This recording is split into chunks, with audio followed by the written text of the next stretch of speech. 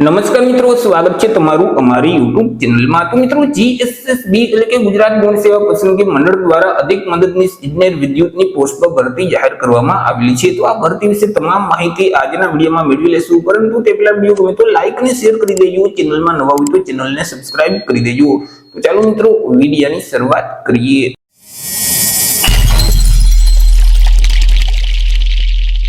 તો મિત્રો, આજે ભરતીનું નોટિફિકેશન છે તે જીએસએસબી એટલે કે ગુજરાત ગૌણ સેવા પસંદગી મંડળ ગાંધીનગર દ્વારા બહાર પાડવામાં આવ્યું છે। જીએસએસબી દ્વારા અધિક મદદનીશ ઇજનેર વિદ્યુતની જે જગ્યાઓ ખાલી છે, તો આ જગ્યાઓ સીધી ભરતીથી ભરવા માટે લાયકાત ધરાવતા ઉમેદવાર પાસેથી અરજી ફોર્મ મંગાવવામાં આવેલા છે। તો સૌથી પહેલા આપણે વાત કરી લઈએ કંઈક અગત્યની તારીખ વિશે। તો મિત્રો, આ જે ભરતી છે તેમાં જો તમારે અરજી કરવી હોય તો ઓનલાઈન અરજી ફોર્મ ભરવાનું રહેશે। ઓનલાઈન અરજી ફોર્મ ઓલરેડી શરૂ કરી દેવામાં આવેલા છે। 26/9/2025 થી અરજી ફોર્મ શરૂ કરવામાં આવેલા છે। 26/9/2025 થી લઈ અને 10/10/2025 સુધીમાં તમારે ઓનલાઈન અરજી કરી દેવાની રહેશે। ઓનલાઈન અરજી ફોર્મ ઉજાસનું જે પોર્ટલ છે એટલે કે ujas.gujarat.gov.in નામની જે વેબસાઇટ છે તે વેબસાઇટ ઉપર જઈ 10/10/2025 સુધીમાં તમારે ઓનલાઈન અરજી ફોર્મ ભરવાનું રહેશે। મિત્રો, અહીં તમારે ઓનલાઈન અરજી ફોર્મ ભરતી વખતે ફોટો અને સિગ્નેચર છે તે અપલોડ કરવાના રહેશે, કે જેમાં ફોટાનું માપ છે તે 5 સેન્ટીમીટરની ઊંચાઈ અને 3.6 સેન્ટીમીટરની પહોળાઈ હોવી જોઈએ, જ્યારે સિગ્નેચરનું જે માપ છે તે 2.5 સેન્ટીમીટરની ઊંચાઈ અને 7.5 સેન્ટીમીટરની પહોળાઈ હોવી જોઈએ। તમે જે ફોટો અને સિગ્નેચરની ફાઇલ અપલોડ કરો છો તે ફાઇલનું ફોર્મેટ જેપીજી ફોર્મેટ હોવું જોઈએ અને ફાઇલની સાઇઝ છે તે 15 KB કરતા ઓછી હોવી જોઈએ। હવે વાત કરીએ કે કેવો ફોટો અપલોડ કરવાનો, તો કે તાજેતરનો પાસપોર્ટ સાઇઝનો ફોટોગ્રાફ તમારે અપલોડ કરવાનો રહેશે, કે જેનું બેકગ્રાઉન્ડ છે તે વ્હાઇટ કલરનું હોવું જોઈએ। જો વ્હાઇટ સિવાય અન્ય કલરનું બેકગ્રાઉન્ડ હશે તો તે ફોટોગ્રાફ છે તે માન્ય ગણાશે નહીં, અને તમે જે ફોટો અપલોડ કરો છો તે ફોટાની નીચે ફોટો પડાવ્યાની તારીખ છે તે ફરજિયાત તમારે લખવાની રહેશે, અને આ તારીખ 1 વર્ષ પહેલાની ન હોવી જોઈએ, એટલે કે તાજેતરનો પાસપોર્ટ સાઇઝનો ફોટોગ્રાફ તમારે અપલોડ કરવાનો રહેશે। હવે જે ફોટોગ્રાફ અપલોડ કરો છો તેની 4 થી 5 કોપી કાઢી તમારી પાસે રાખવાની રહેશે, કારણ કે મિત્રો, અહીં પરીક્ષા માટે તમને જે કોલ લેટર એટલે કે હાજરી પત્રક આપવામાં આવશે ત્યારે તેમાં ફોટો ચોંટાડવાનો થશે, તો તેમાં એ જ ફોટો ચોંટાડવાનો રહેશે કે તમે જે ઓનલાઈન ફોર્મ ભરતી વખતે અપલોડ કરેલ છે।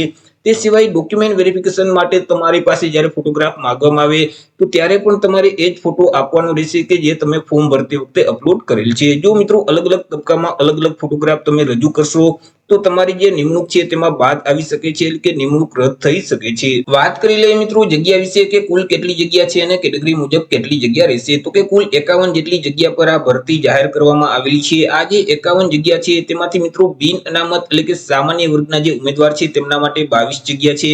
22 માંથી 7 જગ્યા મહિલા માટે અનામત રહેશે। ઈડબ્લ્યુએસ એટલે કે આર્થિક રીતે નબળા વર્ગના જે ઉમેદવાર છે તેના માટે 5 જગ્યા છે। 5 માંથી 1 જગ્યા મહિલા માટે અનામત રહેશે। અનુસૂચિત જાતિના ઉમેદવાર માટે 4 જગ્યા છે। 4 માંથી 1 જગ્યા મહિલા માટે અનામત રહેશે। અનુસૂચિત જનજાતિના ઉમેદવાર માટે 7 જગ્યા છે। 7 માંથી 2 જગ્યા મહિલા માટે અનામત રહેશે।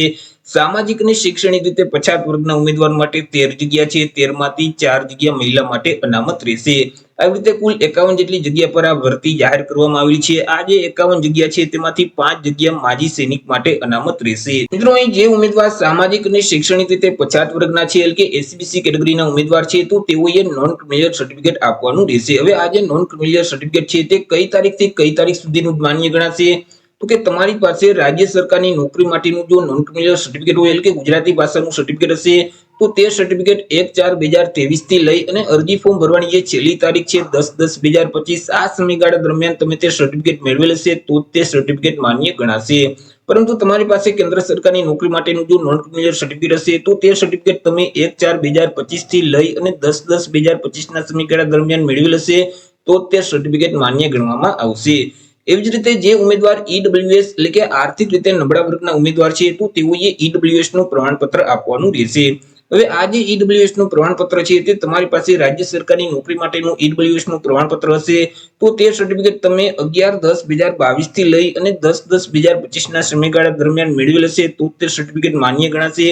પરંતુ કેન્દ્ર સરકારની નોકરી માટેનું તો તમારી પાસે ઈડબ્લ્યુએસ નું સર્ટિફિકેટ હશે તો તે સર્ટિફિકેટ તમે 1/4/2025 થી લઈ અને 10/10/2025 સુધીના સમયગાળા દરમિયાન તમે મેળવેલ હશે તો તે સર્ટિફિકેટ માન્ય ગણવામાં આવશે। વાત કરી લઈએ એજ્યુકેશન ક્વોલિફિકેશન એટલે કે શૈક્ષણિક લાયકાત વિશે, કે અરજી ફોર્મ ભરવા માટે ઉમેદવારની શૈક્ષણિક લાયકાત કેટલી હોવી જોઈએ, તો કે ઉમેદવારોએ કોઈ પણ સરકાર માન્ય યુનિવર્સિટીમાંથી અથવા તો કોઈ પણ સંસ્થામાંથી ડિપ્લોમા ઇન ઇલેક્ટ્રિકલ એન્જિનિયરિંગની ડિગ્રી છે તે પાસ કરેલું હોવી જોઈએ।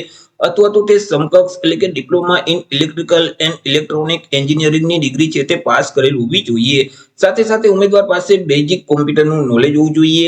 ઉમેદવાર છે તે ગુજરાતી ભાષા અથવા તો હિન્દી ભાષા અથવા તો બંને ભાષાના જાણકાર હોવા જોઈએ। વાત કરી લઈએ કોમ્પ્યુટર સર્ટિફિકેટ વિશે કે કોમ્પ્યુટરનું સર્ટિફિકેટ ક્યું માન્ય ગણવામાં આવશે, તો કે ઉમેદવારોએ કોઈ પણ તાલીમ આપતી જે સરકાર માન્ય સંસ્થા છે તેમાંથી બેઝિક કોમ્પ્યુટરનો કોર્સ પાસ કરેલ હશે અને તેનું પ્રમાણપત્ર ઉમેદવાર પાસે હશે તો તે માન્ય ગણવામાં આવશે। અથવા તો સરકાર માન્ય કોઈ પણ યુનિવર્સિટી કે કોઈ પણ સંસ્થામાંથી કોમ્પ્યુટર જ્ઞાન અંગેનો ડિપ્લોમા કે ડિગ્રી સર્ટિફિકેટ કોર્સ પાસ કરેલ હશે અને તેનું પ્રમાણપત્ર ઉમેદવાર પાસે હશે તો પણ તે માન્ય ગણવામાં આવશે।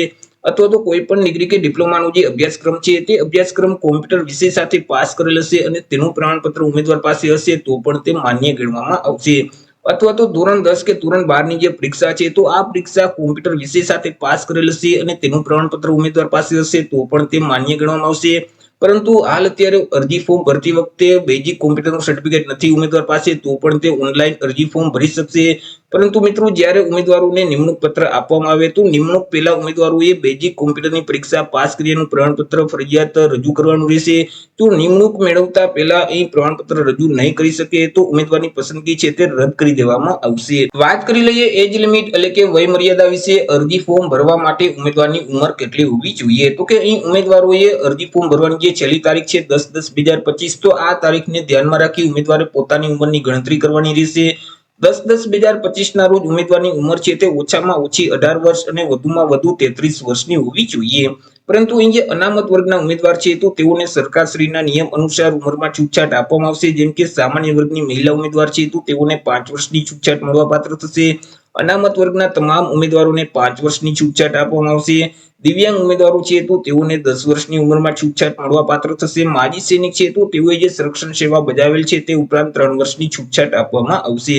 તે સિવાય બાકી જે તમામ ઉમેદવાર છે તો તેમની ઉંમર 10/10/2025 ને ધ્યાનમાં રાખી ઓછામાં ઓછી 18 વર્ષ અને વધુમાં વધુ 33 વર્ષની હોવી જોઈએ। વાત કરી લઈએ પે સ્કેલ એટલે કે પગાર ધોરણ વિશે કે ઉમેદવારોને કયા પગાર ધોરણ મુજબ પગાર આપવામાં આવશે। તો ઉમેદવારોને પ્રથમ 5 વર્ષ સુધી તો ફિક્સ પગાર મળવાપાત્ર થશે। દર મહિને ₹49,600 ફિક્સ પગાર આપવામાં આવશે। 5 વર્ષ પૂરા થઈ જશે એટલે પે મેટ્રિક લેવલ 7 છે તે મુજબ ઉમેદવારોને પગાર આપવામાં આવશે। એટલે કે ₹39,900 થી લઈ 1,26,900 નું જે પગાર ધોરણ છે તે મુજબ ઉમેદવારોને પગાર મળવાપાત્ર થશે। વાત કરી લઈએ પરીક્ષા ફી વિશે કે કયા ઉમેદવારોએ કેટલી પરીક્ષા ફી ભરવાની રહેશે। તો અહીં તમામ વર્ગના ઉમેદવારોએ પરીક્ષા ફી ભરવાની છે કે જેમાં મિત્રો બિન અનામત વર્ગના જે તમામ ઉમેદવાર છે તેઓએ પરીક્ષા ફી તરીકે ₹500 ભરવાના રહેશે। તે સિવાય અનામત વર્ગના જે તમામ ઉમેદવાર છે જેમ કે તમામ વર્ગની મહિલા ઉમેદવાર છે, સામાજિક અને શૈક્ષણિક રીતે પછાત વર્ગના ઉમેદવાર છે, અનુસૂચિત જાતિ અનુસૂચિત જનજાતિના ઉમેદવાર છે, આર્થિક રીતે નબળા વર્ગના ઉમેદવાર છે, દિવ્યાંગ અને માજી સૈનિક છે તો આ તમામ અનામત વર્ગના ઉમેદવારોએ પરીક્ષા ફી તરીકે ₹400 ભરવાના રહેશે। પરંતુ ઉમેદવાર પરીક્ષામાં હાજર રહેશે તો તેવા સંજોગોમાં તેઓએ જે પરીક્ષા ફી ભરેલ છે તે ફી તેઓને પરત કરી દેવામાં આવશે। પરીક્ષા ફી છે તે તમારે ઓનલાઈન જ ભરવાની રહેશે। તમે net banking, credit card, debit card કે યુપીઆઈ ના માધ્યમથી પરીક્ષા ફી ભરી શકશો। 12/10/2025 સુધીમાં તમારે ઓનલાઈન પરીક્ષા ફી ભરવાની રહેશે। વાત કરી લઈએ સિલેક્શન પ્રોસેસ વિશે કે ઉમેદવારનું સિલેક્શન કેવી રીતે કરવામાં આવશે। તો ઉમેદવારનું સિલેક્શન છે તે એક સ્પર્ધાત્મક પરીક્ષાના માધ્યમથી કરવામાં આવશે। આ જે પરીક્ષા છે તે હેતુલક્ષી પ્રકારની રહેશે એટલે કે તેમાં એમસીક્યુ પ્રકારના પ્રશ્ન પૂછવામાં આવશે। તમને જે ક્વેશ્ચન પેપર આપવામાં આવશે તેમાં અલગ અલગ 2 વિભાગ હશે, વિભાગ એ અને વિભાગ બી।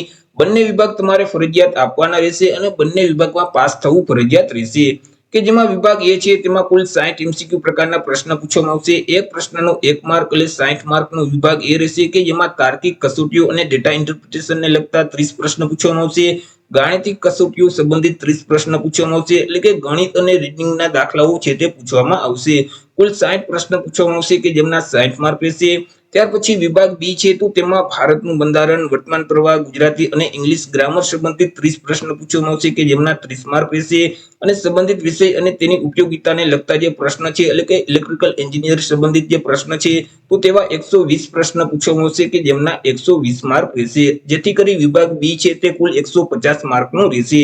આવી રીતે વિભાગ એમાં 60 પ્રશ્ન, વિભાગ બી માં 150 પ્રશ્ન એટલે કુલ 210 પ્રશ્ન પૂછવામાં આવશે। 210 માર્કનું પેપર રહેશે। પેપર લખવા માટે તમને 3 કલાક એટલે કે 180 મિનિટનો સમયગાળો આપવામાં આવશે।